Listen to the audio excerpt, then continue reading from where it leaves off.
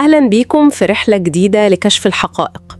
النهاردة بنفتح ملف قصة مرعبة ومحيرة قوي من قلب بغداد. القصة دي عرفت بسفاح نهر دجلة. معانا مجموعة مصادر ومقتطفات بتحاول ترسم صورة مفصلة للأحداث دي من أولها. بالظبط. القصة دي فعلا بتورينا ازاي الوجه اللي يبان عادي ومألوف ممكن يكون بيخبي وراه حقيقة تانية خالص صادمة، وازاي نهر دجلة نفسه اللي هو رمز الحياة في بغداد اتحول بطريقة ما لمكان بيحتفظ بأسرار جرائم بشعة. خلينا نبدأ من الأول خالص. من سنة 2016 بدأت تحصل سلسلة كده من حالات اختفاء غريبة لناس عاديين جدا، يعني بنت لسه في الجامعة، سواق تاكسي، ناس زي دي، اختفاءات غامضة. والحاجة الوحيدة اللي كانت بتربط بينهم للأسف إن جثثهم كانت بتظهر بعد فترة طافية على وش مية نهر دجلة. مرعب.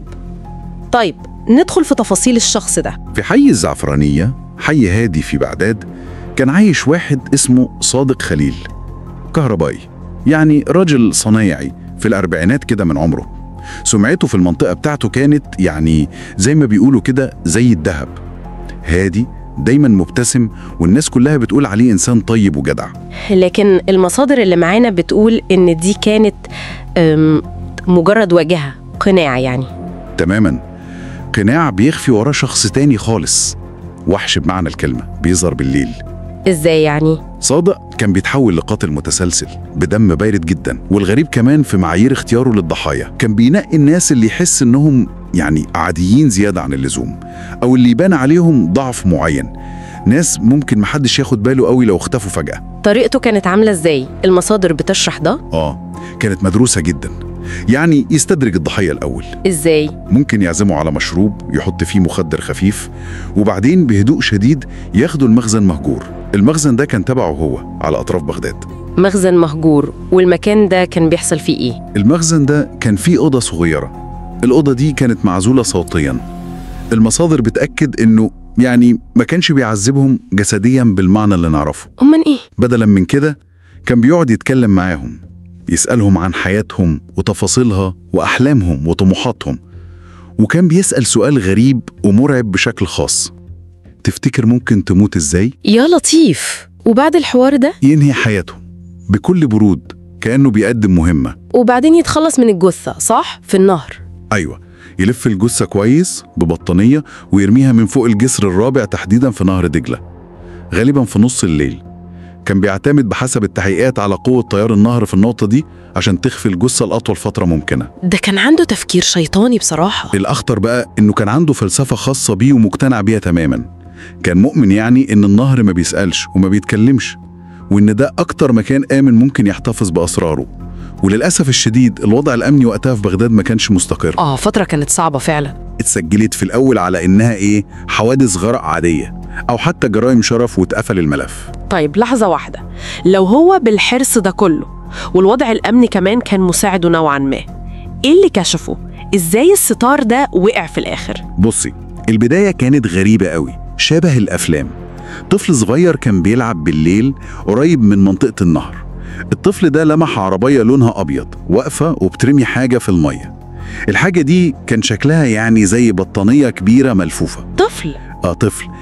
الطفل جري طبعا وحكى للمدرس بتاعه في المدرسة تاني يوم. المدرس ده بصدفة غريبة جدا ربط بين وصف العربية اللي الطفل قاله وبين عربية صادق الكهربائي اللي بيتعامل معاه في تصليحات وكده. معقول؟ يعني خيط زي ده هو اللي يوصل لحاجة؟ أكيد الشرطة في الأول ما كانتش هتاخد الموضوع بجدية قوي، كلام طفل يعني. فعلا في الأول الشرطة استبعدت القصة دي تماما، خصوصا مع سمعة صادق اللي كانت ممتازة في الحي زي ما قلنا. لكن كان في محقق شاب لسه جديد شوية اسمه الرائد أنس. المحقق ده حس إن الموضوع فيه حاجة مش مظبوطة، وأصر إنه يكمل ورا الخط ده. عمل إيه الرائد أنس؟ المصادر بتقول إنه رجع لكاميرات مراقبة، كاميرات بعيدة شوية عن مكان الجسر، لكنها ممكن تكون رصدت الطريق اللي بيودي ليه. ولاحظ فعلا إن عربية صادق البيضة دي بتظهر بشكل متكرر عند منطقة الجسر الرابع في أوقات متأخرة جدا بالليل، أوقات مش طبيعية. وهنا بدأ الشك الحقيقي بقى. بالظبط. الرائد أنس قرر إنه يراقب صادق بنفسه، يفضل ورا، وفي ليلة من الليالي شافه فعلا وهو شايل حاجة شكلها تقيل ومتغطية ببطانية بيحطها في عربيته، وبعدين اتحرك بالعربية ناحية النهر. وفي اللحظة دي أكيد تم القبض عليه. فورا تم القبض عليه متلبس تقريبا. والمواجهة؟ يعني اعترف على طول ولا أنكر؟ الغريب إنه اعترف وبهدوء شديد جدا، كأنه كان مستني اللحظة دي أو متوقعها، وحكى بقى عن طفولته الصعبة وإزاي ده خلق جواه كره كبير للضعف والخوف اللي كان بيشوفه في عيون الناس حواليه. ده تبرير غريب لأفعال زي دي. طبعا، والمصادر بتذكر تفاصيل مرعبة عن اللي الشرطة لقيته لما فتشت ورشته بعد كده. لقوا خرايط دقيقة جدا لمجرى نهر دجلة وطيارات المية فيه، قوايم بأسماء وصور ضحايا حاليين ومحتملين كمان. يا خبر!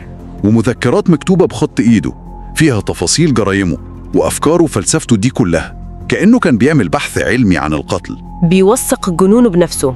مرعب. بس هل دي كانت نهاية القصة؟ يعني اتقبض عليه واعترف وخلاص؟ لا، كان لسه في مفاجأة أكبر، صدمة حقيقية مستنية الكل. مفاجأة إيه دي كمان؟ ظهور ناجية وحيدة، واحدة ست قدرت تنجو منه، اسمها نور. نور دي كانت ممرضة، صادق كان خطفها قبل ما يتقبض عليه بحوالي 6 سنين. 6 سنين؟ وقدرت تهرب منه بأعجوبة وهو بيحاول يتخلص منها زي الباقيين. رمت نفسها في النهر ونجت بمعجزة، وفضلت عايشة في رعب ومختفية السنين دي كلها لحد ما شافت صورته في الأخبار بعد ما اتقبض عليه وقررت تظهر وتتكلم. يا إلهي، ناجية بعد كل السنين دي شهادتها أكيد قلبت الموازين كلها في القضية. قلبتها تماما، مش بس عشان هي دليل حي، لأ، لكن لأنها كشفت عن سر محدش كان يعرفه خالص. سر إيه؟ قبو سري تحت ورشة صادق، مكان الشرطة ما كانتش شافته أو خدت بالها منه وقت التفتيش الأول. القبو ده بقى كان فيه الكنز المرعب للمحققين، تسجيلات فيديوهات؟ أيوة، صادق كان بيصور حواراته الأخيرة مع ضحاياه، بيوثق فلسفته المريضة دي لحظة بلحظة، صوت وصورة. ده مش معقول. كان بيقدم الدليل ضد نفسه للعالم بنفسه، شيء لا يصدق فعلا. وفي المحكمة آخر حاجة، هل قال أي كلمة؟ أي تبرير؟ أي ندم؟ المصادر بتنقل جملته الأخيرة اللي قالها برود تام وثبات عجيب في المحكمة. قال: أنا ما قتلتهمش، هم اللي اختاروا يكونوا ضحايا، أنا بس كنت بقدم لهم الحقيقة عارية. جملة بتلخص كل حاجة، الشر والبرود اللي جواه. قصة صادمة بكل المقاييس فعلا. فعلا قصة صعبة قوي، وبتخلي الواحد يفكر كتير في طبيعة الشر وإزاي ممكن يكون متخفي حوالينا ورا وشوش بريئة وطيبة بنقابلها كل يوم. ويمكن أهم درس أو عبرة ممكن نطلع بيها من الملف ده هو أهمية إننا ما نستغربش أبدا من الشكوك الصغيرة، العلامات اللي ممكن تبان بسيطة أو مش مهمة. أحيانا العلامات دي بتكون هي بداية الخيط اللي بيكشف حقيقة أكبر وأخطر بكتير. ومن المهم كمان نواجه الخوف بدل ما نهرب منه. درس مهم وقصة هتفضل محفورة في الذاكرة أكيد. المرة الجاية هنغوص في ملف تاني يعني لا يقل تعقيد وبشاعة، قضية هزت الرأي العام في الأردن وعرفت إعلاميا باسم مجزرة الفتنة العائلية. خليكم متابعين رحلتنا المستمرة في استكشاف الحقائق.